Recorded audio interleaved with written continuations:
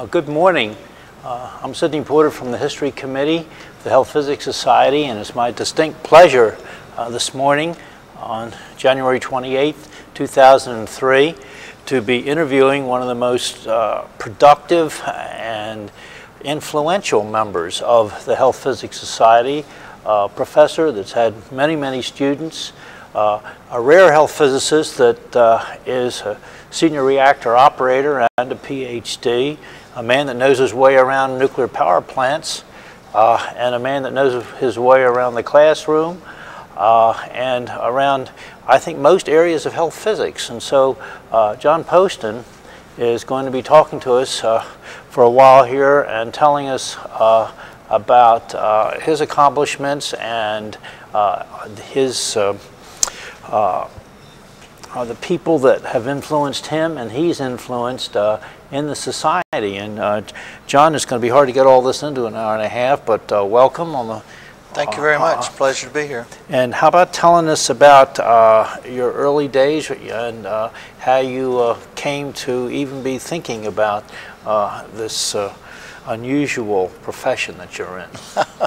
Well, it's interesting chain of events. I was born in Sparta, Tennessee, which is a little town in central Tennessee, about 90 miles west of Oak Ridge. And we traveled around in various places and ultimately settled when I was in the 5th grade in my father's hometown, Lynchburg, Virginia. And so I went to high school in the Lynchburg area and stayed there to go to college at Lynchburg College. I initially thought I wanted to be an architectural engineer, and my plans were to go to Lynchburg College in their pre-engineering program and then transfer to Virginia Tech and continue my my education there and becoming an architectural engineer. Two things happened. One, I met this woman who ultimately became my wife, and I decided that Blacksburg, Virginia was too far away. And secondly, in 1954-55, Babcock & Wilcox established their atomic energy division and based it in Lynchburg, Virginia. And they built facilities and began to hire students from Lynchburg College in part-time positions.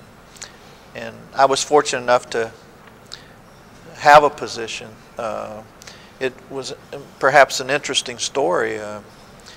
My classmate Fred Haywood asked me if I wanted a job at Babcock & Wilcox because he was employed there as a part-time technician, and I said sure. And he said, well, it's only a 1-week job over spring break. And so I said sure, that's fine, because I was working my way through college and I was taking jobs wherever I could get them. And so he took me to Babcock & Wilcox, and I immediately was introduced to a trust system that I think had a lot of influence on me for the rest of my life. The boss, we went to the boss's office, and we were sitting in an outer office waiting for him to come in, and he came in, and Fred spoke to him, and he asked Fred if these are there were more than one of us, if we were the students that he had asked Fred to round up to help, and Fred said yes, and he said, well, then put them to work. And immediately I saw that he trusted Fred to do the job properly, and I was infused by that throughout everybody that I met at Babcock & Wilcox. They were very qualified, they were very competent people, and they were very trusting of each other and put a great deal of respect for each other, and so that had a big influence on me. Anyway, I worked my week, and on Friday afternoon the boss came out and said, can you work another week? And I said sure. And the next Friday he came out and said, can you work 2 more weeks? And I said sure. And then he finally came and he said, can you work till I tell you to stop? And I said sure.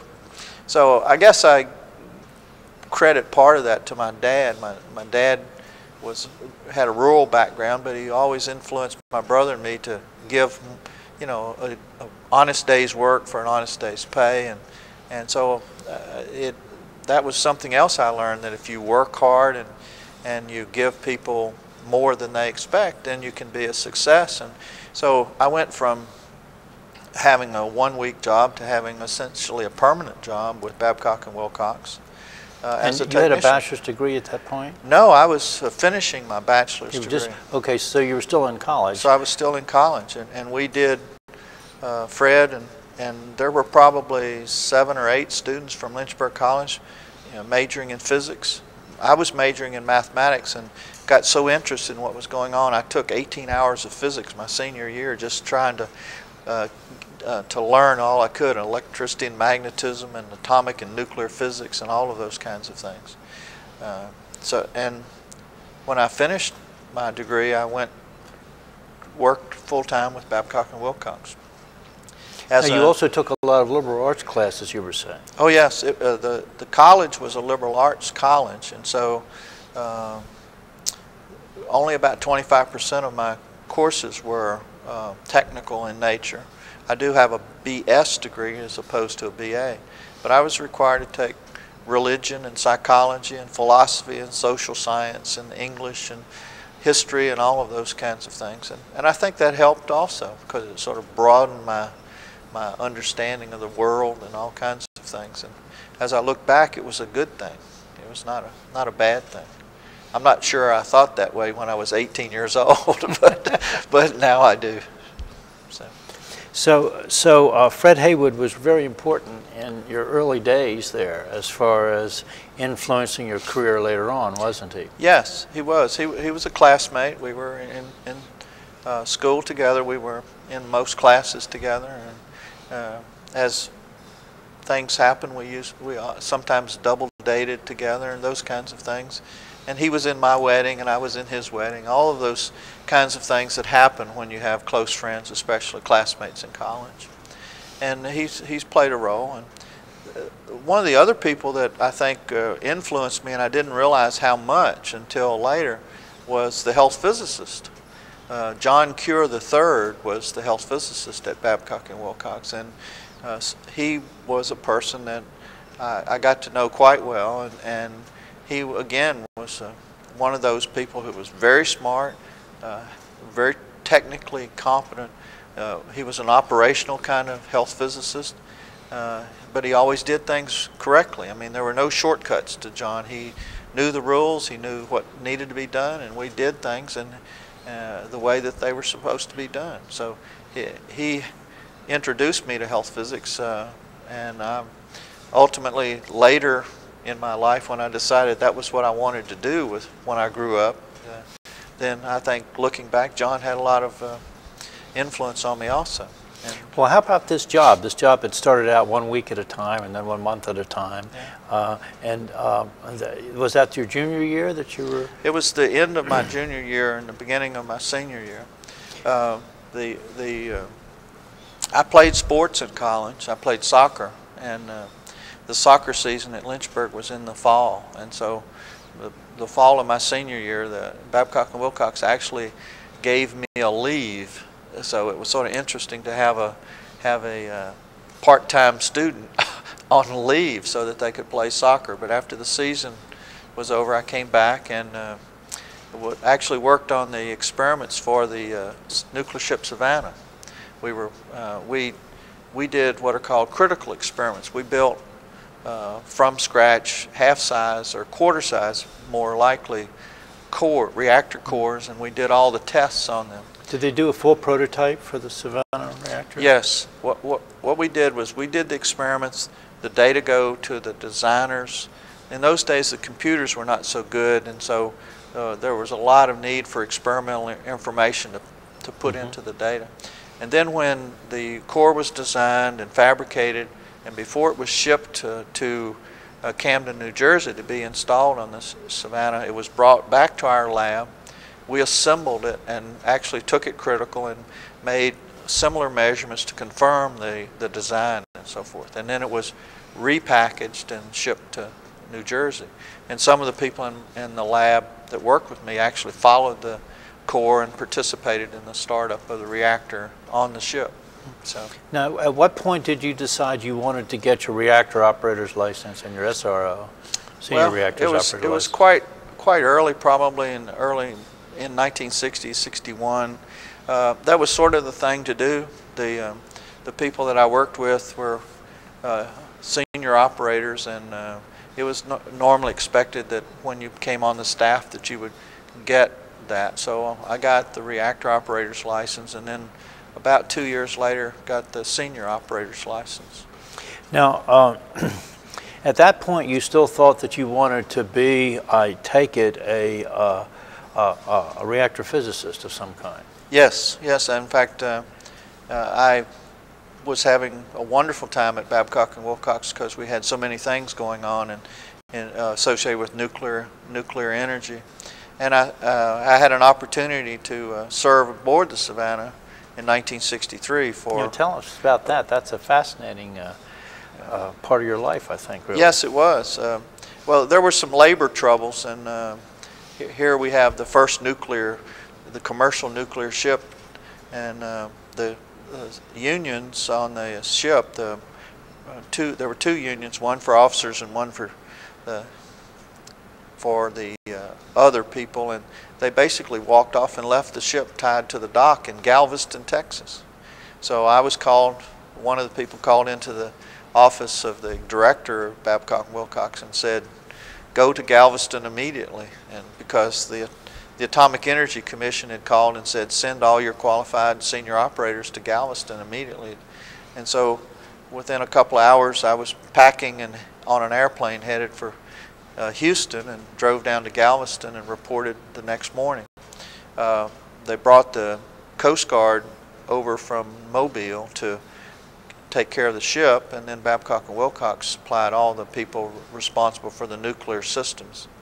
So I spent 3.5 months as a control room supervisor on the nuclear ship Savannah. Did you go critical at that point? No, the reactor was shut down, so it wasn't one of those situations where we had to operate the reactor and so forth, but we had a whole series of maintenance and emergency drills and all kinds of things that we had to do on a regular basis, and we were working 3 shifts. There were people in the control room 24 hours a day, and we were running the reactor on what they call decay heat. We were just running the systems to keep the reactor cool.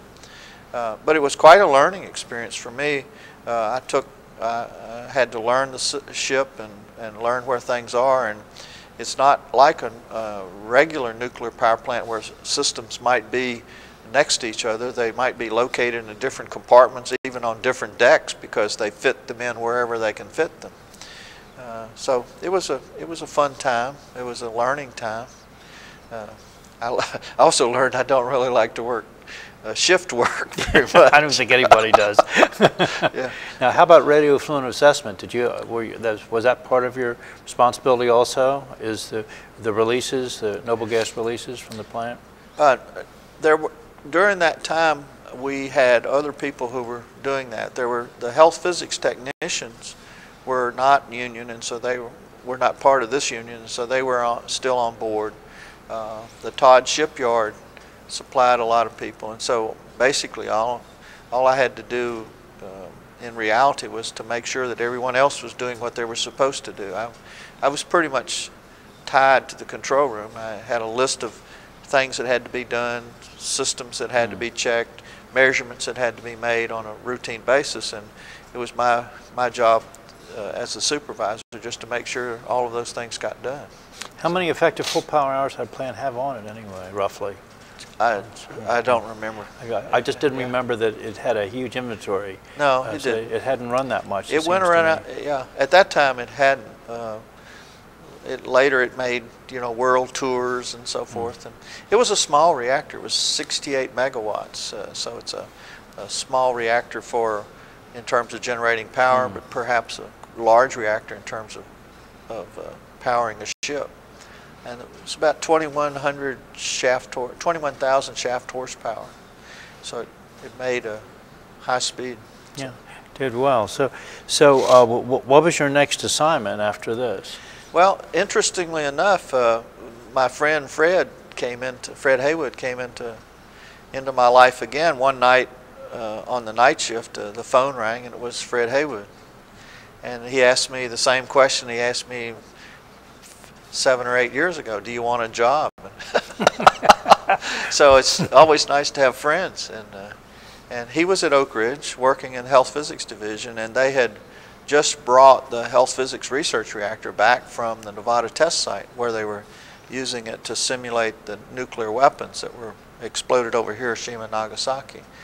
And the reactor was being operated by the Neutron Physics Division at Oak Ridge, and Fred's boss was John Auxier. And John wanted a person that worked for him to be liaison between the operators and the health physicists and the radiobiologists and so forth that were operating the reactor.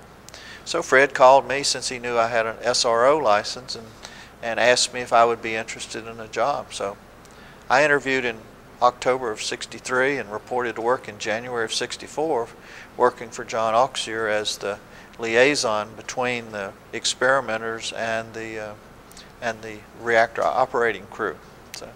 So again, a sort of a twist of fate put me in a situation that I hadn't really thought I would be in. So I worked in the Health Physics Division even though I was a reactor operator.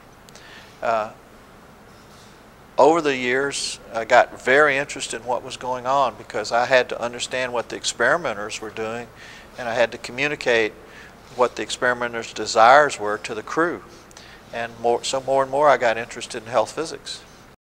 And in 1967, early spring of '67, another person walked into my life, a person by the name of Bill Chambers, who was a retired captain from the Navy and who was an associate professor at Georgia Tech. It's amazing because he was my boss later on at AFRI. Yeah. He's a wonderful person, he was. And he came to use the reactor, and in the passing I mentioned that I was interested in going to graduate school because I had now gotten really interested in health physics. And he simply responded, well, if you want to come to Georgia Tech, I have a fellowship I will give you. And so I talked it over with my wife, and we considered everything and decided that was what we would do. So in September of '77, I went to Georgia Tech to begin work on my master's, and with not fully concluding that I was going to go for my PhD. I just thought I would do my master's degree. And again, someone played a role. By the way, what was the topic for your master's? At that time, Georgia Tech had what was called a non-thesis topic, a non-thesis program. So we did a couple of research projects and wrote those up, but there was no thesis per se at the master's level. But it was a health physics degree. Right, it was a health physics, Master of Science in Health Physics. Since I was on leave from the laboratory, I still was serving on a International Atomic Energy Agency committee on dosimetry. And John Auxier called me and said, your committee is meeting in Vienna in December. And he gave me the dates. And I called back and told him that that was the week of exams at Georgia Tech, and I couldn't possibly go to the meeting. And he said, well, you have to go. So I didn't know what to do. So I went to my department head, who was Carlisle Roberts, who's very active in the society.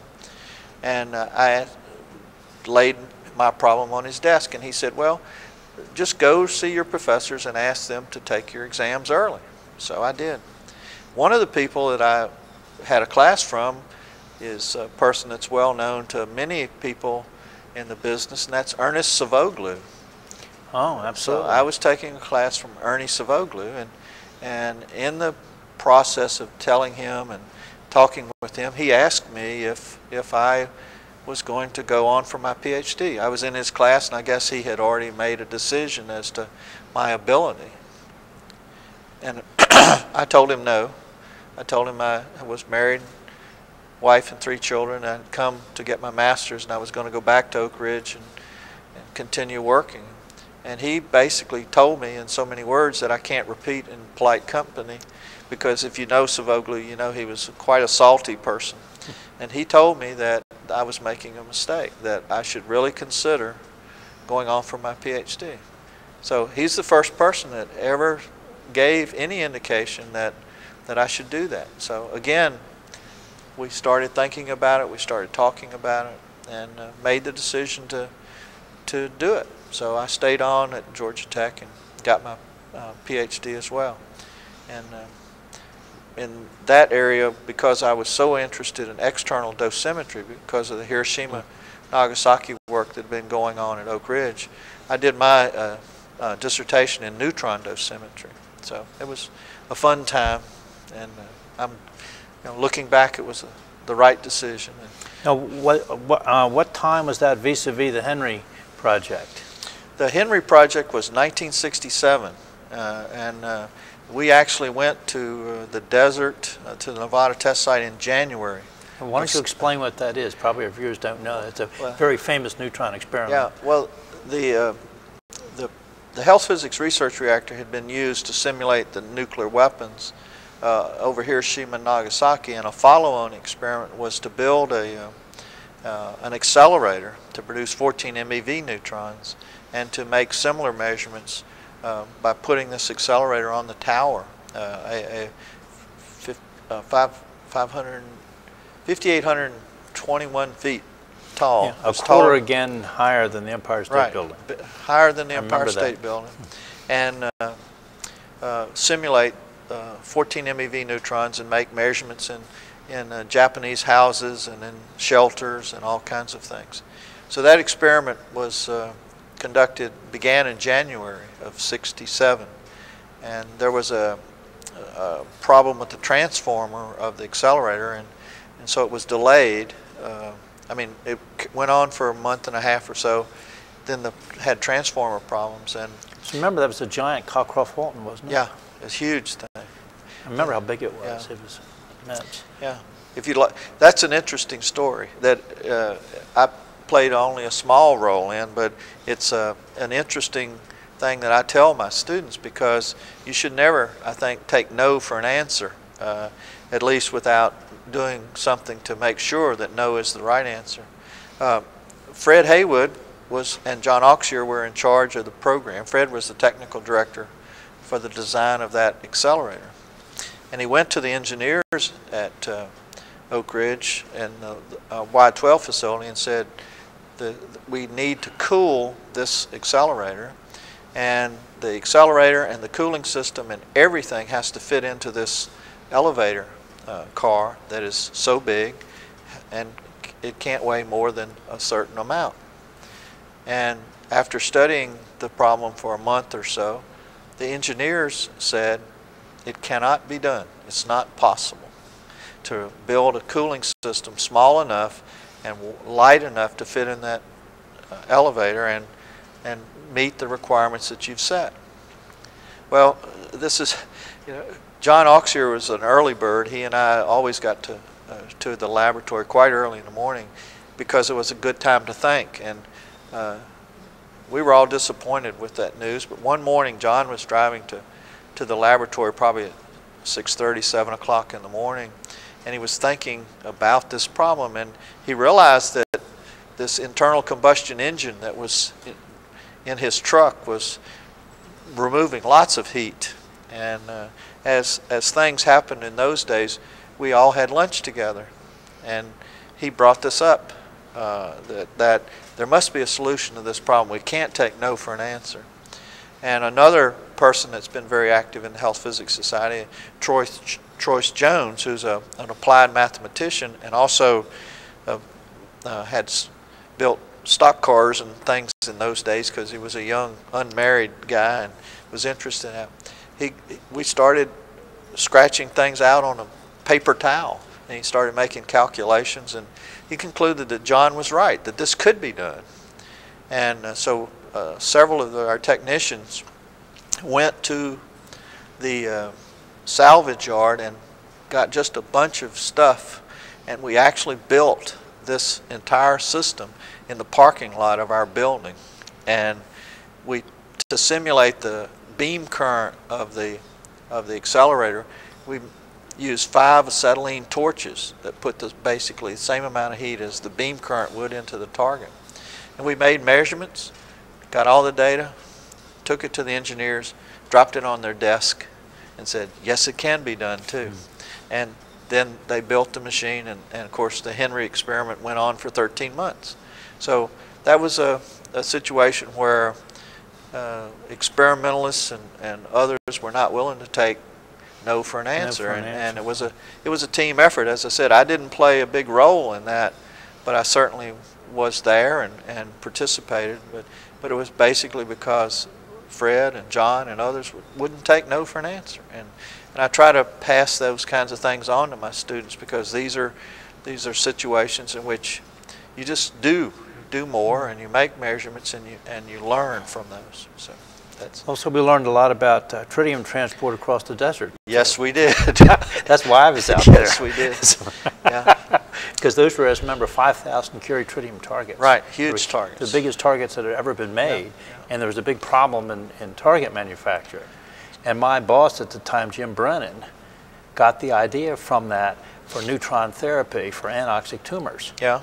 From my telling him about the problems with the targets, and he saying, well, I want 14 MeV. And so it's actually from that experiment that the AFRI, which was a classified accelerator, the largest beam current accelerator ever built, was we just walked on the giant shoulders of you all in building that accelerator, which was the first one ever used for neutron therapy for people. Yeah. But in any case, you were working with such incredible people, Fred Haywood and John Auxier.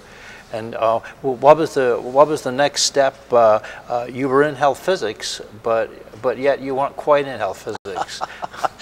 Well, after some period of time, the pioneers in health physics, people like K.Z. Morgan and Walter Snyder, who were certainly the big names in our division at Oak Ridge, were reaching retirement age, and so John Auxier was picked to be the division director, and he began to look into the people in the lab as to who he wanted to be in certain positions. And so he asked me and actually asked Troyce Jones, we both went, he asked us to move into the internal dosimetry section. Now here are two guys who had worked only in external dosimetry, and we were asked to sort of change fields, if you will. And so we went to work for Walter Snyder. Troyce, because of his mathematics expertise, and because we used a lot of Monte Carlo codes and other things that Troyce was quite familiar with. And I was tagged to be the successor to Walter Snyder. That is, I was going to be the section head after he retired. So I had about a year and a half to learn, and again, the old-fashioned way. Dr. Snyder concluded that if I was going to be the section head, then I had to know how to do everything. So that was my training. I had to do decay schemes. I had to learn how the decay schemes were done.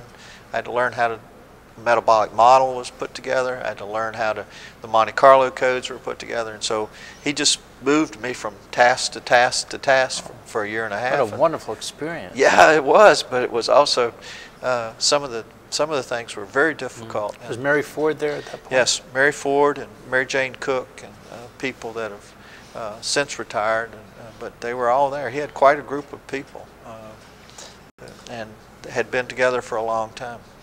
Well, I just identify him so closely with ICRP too. Right. Yes.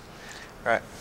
And Dr. Snyder was very good person. He accepted me as his successor, and he took me to committee meetings, the ICRP. He took me to the MERD committee. He was on the Medical Internal Radiation Dose Committee for the Society of Nuclear Medicine. And he took me to those meetings. And ultimately, I was on the task group that contributed to ICRP Publication 30, to all the calculations. Which was a huge step forward, of course. Yeah, yeah. And when he stepped down from the MERD committee, he arranged for me to take his place. So it was not, it was prearranged, and it was wonderful. He did such wonderful things to help me along. So. And so you had, when did you first start having input with ICRP itself? In the probably early to mid 70s. And how about NCRP? Because all of these things you've been on for so long. Well, I served on a lot of writing groups for NCRP, but it was not until the late 80s that I was finally elected to the main council. But the thing is, I saw your name many years before that. Oh yes, yeah. I served on probably half a dozen writing groups and so forth, and contributed to those kinds of things. But so. Were the internal dosimetry, was that? Yes, primarily. Although I think I still love external dosimetry, and I was on a writing group with Marvin Rosenstein on external dosimetry within the last 5 or 6 years. Was Joe Seg down there when you were down there at Oak Ridge? Yes, yeah, partial, sometime. Because he was one of the big external dosimetry people that influenced me greatly over the years. Yeah, I think well, I know he was officially at University of Kentucky. That was later. Later, but yeah, he was there early on. Because he started the mixed chamber. Yeah. The gamma neutron chamber technique was his, and in the early '60s he taught us that at AFRI. Yeah. And I know you were interested in external as well as internal. Yeah. But in any case, so you started early with helping the various committees of the NCRP. Do you remember how early that is? I'm just trying to get an idea time-wise of when this happened. It's been too many years. Too many years. Yeah. Well, that was the nice thing about Oak Ridge in those days. We were encouraged to be involved. We were encouraged to give our time to these committees because it's all volunteer. It's all the efforts. In some cases in most cases they pay your travel, but other than that, the work that you do is either at night or sometimes you can steal some minutes during the day. And so, but KZ and Walter and John Auxier, even when he became division director, you were always encouraged to be involved, to contribute to the profession, to so forth. Now, speaking of contributing, at what point did you decide to give back by teaching? Oh, well, I went to Georgia Tech in 1977 to be a professor, associate professor, and that was something that I hadn't really considered very much, although I guess it was pretty clear to other people. For example, I'll tell you a little story about my wife and her insights into me. I had a call from Carlisle Roberts and said that they had a position at Georgia Tech and that they hoped that I would be willing to consider it, and I told them that I would come for an interview. And when I told my wife that I had arranged to go for an interview, and she said, "Why are you wasting their money?" And I said, "What do you mean?" And she said, "You know that if they offer you a job, you're going to go. So why go for an interview?" So she knew better than I did.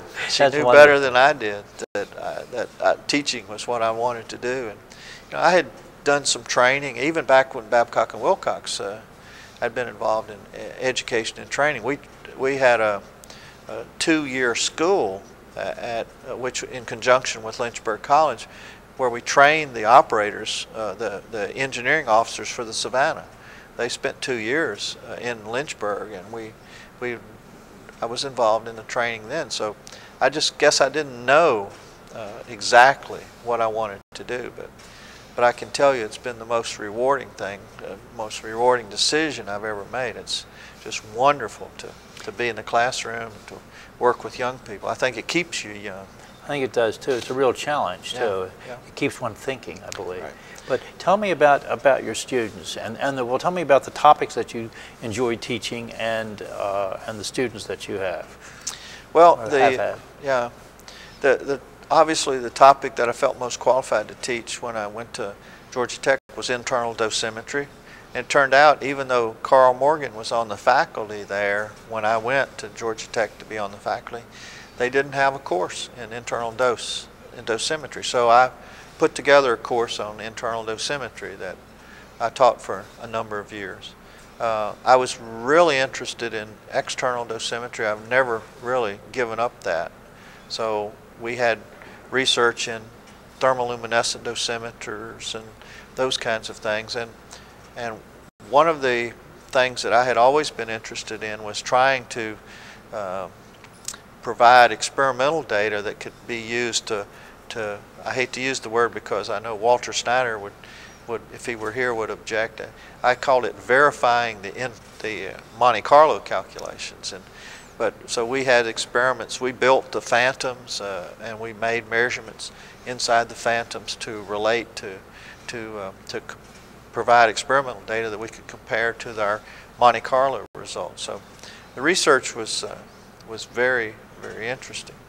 I have no idea how many students I've had that have passed through both Georgia Tech and Texas A&M, but certainly.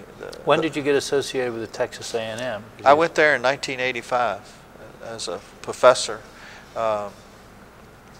They had a health physics program. They wanted to make it larger, and they had one professor on the staff at that time. His name was Richard Neff, who was prominent in the Health Physics Society many years ago. He was a biophysicist, actually. And he had a heart attack and passed away. So they actually hired two people to replace him. Milton McLean, who became the radiation safety officer at Texas A&M, and then I was hired also. And so Milton and I worked together to build that program. Milton had an appointment as a professor in the department, and I had an appointment, so there were two of us, and we worked with the other faculty to make the program better. In terms of students, I've just had so many, and they're all over the world. I mean, not just in the U.S.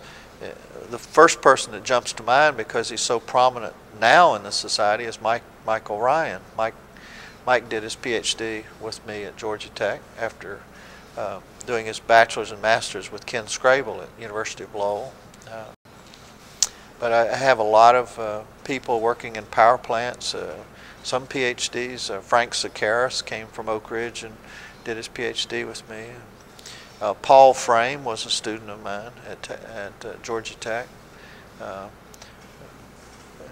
He still blames me for getting him into health physics. Just kidding. But he's certainly prominent in the society. I have students, many students in Taiwan, and the Institute for Nuclear Energy Research. In fact, the chairman of the Atomic Energy Council in Taiwan was a former student of mine. So. I understand that you're teaching in Germany these days. You want to tell me a little bit about how you got into that? Yes, I'd be happy to. Well, the College of Engineering started what we call a study abroad program, and the initial campus that was started was outside of Paris. They made the decision of 4 years ago that they wanted to have two campuses, and established a second one in Germany. And they asked me if I would be the director of that program. So for about 2 months, July and August, and in the summer, we take Texas A&M students, engineering students, to Germany and to France. And we teach engineering courses there for which they get credit toward their degree. So we teach some technical courses. We teach ethics, which is a very nice course. I happen to teach that. And we also have courses in German language and culture.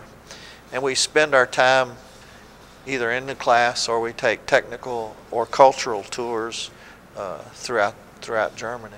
Well, that's a wonderful, diverse thing that you're doing, isn't it, these days? Well, I think so. It's extremely rewarding for me. The students get exposed to another culture. Most of them, if not all of them, say that experience has changed their life. They see things differently. because we have students who've perhaps never been out of Texas, much less out of the United States, and they go over and they get to see a different culture, and they're allowed to travel on their own certain times during the 2 months, and we force feed them some things, but we also expose them to things that they perhaps, because of their major, perhaps they're a petroleum engineer or mechanical engineer, and they might not see. But we take them to nuclear power plants and pump storage facilities and hydro facilities and solar and geothermal and wind farms and just even to one of my favorite places is to take them to a facility that makes transformers. And I didn't know until I started taking students there that these huge transformers are still made by hand. The Germans make them by hand. They have these huge machines, but everything is done by men who are craftsmen, and it's just unbelievable. Wow. So it's quite a rewarding time for me. Now, John, when did you first become a member of the Health Physics Society? That was really early on. Well, I do remember that when I made the commitment to go to Georgia Tech and become a student and pursue my master's degree. I actually joined the society, so I joined it in 1967. Up until that time, I'd been primarily a member of the American Nuclear Society. I joined because that was what I thought I wanted to do. But that was my first meeting. I believe it was in Washington, D.C., and I joined the society in early '67 and attended the annual meeting in Washington, is my recollection. My wife and I were there, and Professor Chambers was kind enough to tell me at that meeting that everything was set, and then in September I'd be in school. So that was so I've been a member a long time. You certainly have. And when did you first take your first committee appointment? Do you remember that? Because I've been on so many of them over the years. I think I don't. When did you join the board? I know that was later. Well, I was secretary for 2 years in the 70s, late 70s, and so when you're secretary, you serve for 2 years, and then you have and you're also on the board, and then you have a third year as the sort of the past secretary to help the new secretary make the transition. So I was on the board for 3 years, or I think 1974 to 77, somewhere in that time frame. Perhaps I should have boned up on all these dates. not that important, but the thing is, I just want to get a sense of it. And then when did you become president-elect? 1984, I was president-elect. And that's a lot of work, isn't it? Yes, it's a lot of work. David Waite, well, the president before me was Jim Watson, and the president-elect when I was president was David Waite. And when I turned over the gavel to him, actually the next year, when I turned over the gavel to him at the meeting, I told him that I was so tired that what I'd like to do is crawl under the podium and take a long nap. And the next year, when David turned over the gavel, he said he didn't understand what I meant a year ago, but today he did. So it's a lot of work. And I think I traveled almost as much as the past president. You still have an opportunity to represent the society. It's a 3-year commitment. The president-elect does most of the traveling, but it was 3 years of interesting stuff. I got to meet a lot of people. I think the president-elect's year is very important because you get to visit the chapters and you get to understand the various situations that people find themselves, and you see that the chapters are different. They have different needs, and they have different goals and so forth. And so you really have a much better feel for how the society, the members of the society are when you finish that year. if you can survive it. Yeah, so. Yeah, it's a huge commitment in time and energy, Right. that I think most members of our society don't really realize what you're asking the president-elect and president to do. Yeah. Well, I was very lucky that I was at Georgia Tech. I'm sorry, I was not at Georgia Tech. I had just gone to Texas A&M, and the university, the dean and the College of Engineering encouraged those things, so I was very fortunate to be given time to do that, and so it made it easier. Yeah, I think in other situations it can be difficult trying to arrange your schedule and so forth, and conduct your normal job, whatever that is. Yeah, absolutely. Now, the profession of health physics has seen many changes since your early days in it, and it's changing rapidly now as we speak.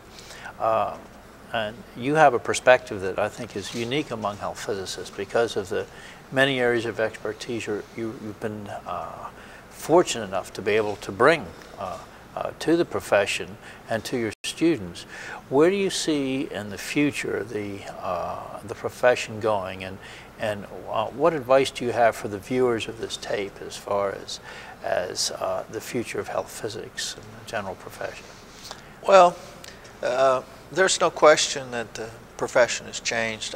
You just said that, but I would agree completely. And some of the people who are my age or have found that health physics is no longer fun because they seem to have been caught up in all the regulations and all the documentation and so forth. But I still would tell people, if you like to solve problems, if you like a different problem every day, if you like variety, if you don't want to do the same thing every day, then health physics is a good choice, because it is a problem-solving profession. It is a profession where you have to have a certain amount of personality, because you have to deal with people who perhaps on one hand are technically oriented and don't believe they need your help or don't need your advice or don't need your guidance. And you have, on the other hand, you have people who represent the general public who don't understand radiation and so forth. And those are challenges. When I went to Georgia Tech many years ago as a professor, they asked me to give a seminar, and I gave a seminar, and since it was for the students, I tried to make it light, and I had some jokes and so forth. And one of the students came up after the seminar and said, "Dr. Poston, in order to be a health physicist, do you have to be a stand-up comic?" and my response was, no, but it sure does help sometimes. See? And so you have to me, that's a challenge, and that makes it fun, because if you're dealing with the public, you have to take technical things and bring them into a vocabulary that they can understand. If you're dealing with technical people who don't think they need your help, you have a different challenge.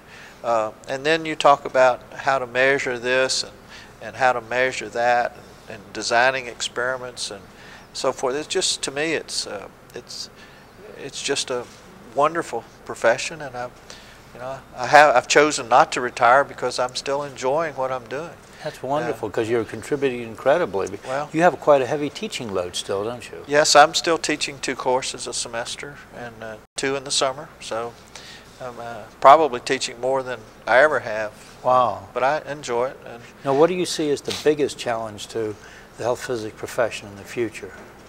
Well, I think it's still communication. The Homeland Security and all these concerns about terrorists give us an opportunity to talk more with the public, and we spend a lot of time talking to ourselves and preaching to the choir, as they say, and what we really need to do is get out and talk to the people, answer their questions, those kinds of things. And we've tried to do a lot of that here in Texas.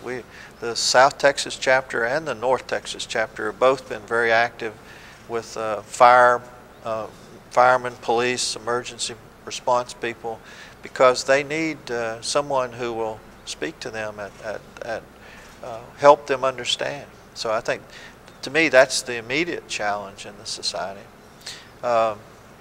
in terms of speaking about teaching for a minute, I guess that's why I like health physics. Is you've already said it. It's continually changing. You know, if the ICRP and the NCRP and the federal regulations and so forth. So you're continually challenged to keep up with what's going on. What are the new developments in dosimetry? What are the new regulations? What are the new recommendations? What are the new models? What's the new transport code? All of those kinds of things. And you can exist in the past, but the challenge is to keep up. And I think, to me, that again makes it interesting. You know, I'm learning all the time. You know, you don't stop learning, and as long as you approach things that way, it makes it fun. So I've been fortunate. I've enjoyed everything I've done, and I never influenced my children to become health physicists, but two of them are.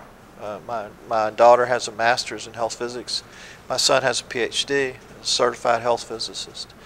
And I look at where they started. They didn't want to be. They didn't come in my direction. They never asked me should they be a health physicist.